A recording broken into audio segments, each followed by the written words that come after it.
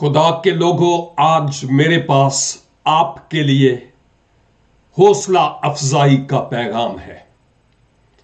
اس زندگی میں بہت سے ایسے مسائل ہمیں درپیش ہوتے ہیں کہ ان مسائل کے دوران ہمیں مکمل طور پر پاک روح پر بھروسہ کرنے کی ضرورت ہے کہ وہ ہماری مدد کرے۔ حالات کے سبب سے بعض اوقات ہم کمزور ہو جاتے ہیں، پست ہمت ہو جاتے ہیں، خواہ وہ کوئی گناہ کا مسئلہ ہو یا کسی طرح کا کوئی اور معاملہ ہو، ہم انتہائی پست ہمت ہو جاتے ہیں۔ خدا کے کلام میں ایک یہودی رہنما بنام زرببل کی بابت ہم دیکھتے ہیں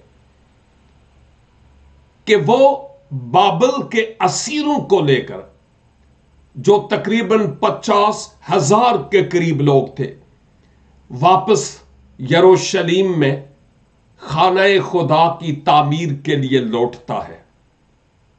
لیکن یہاں مصیبتیں، دکھ، مخالفتیں، رکاوٹیں ویسی کی ویسی اپنا سر اٹھائے ہوئے تھی۔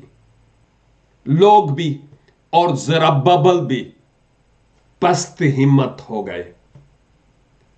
پھر خدا اپنے بندہ زکریا نبی کی معرفت زرببل کو حوصلہ دیتا ہے۔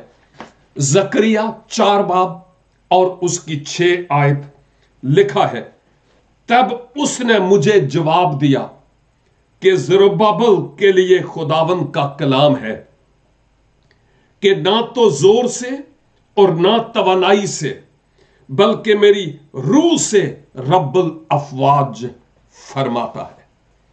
میں آج آپ کو حوصلہ دینا چاہتا ہوں کہ شاید آپ کے سامنے بڑے بڑے اونچے پہاڑ ہوں، اور واقعی ہو بھی سکتے ہیں، لیکن ایمانداروں، آپ کے پاس ایک قوت ہے، اور وہ پاک روح کی قوت ہے۔ شاید حالات تو نہ بدلیں، لیکن ان حالات میں خداوند آپ کو فضل بخشے گا کہ اس کانٹے کی چبھن کو برداشت کر سکے۔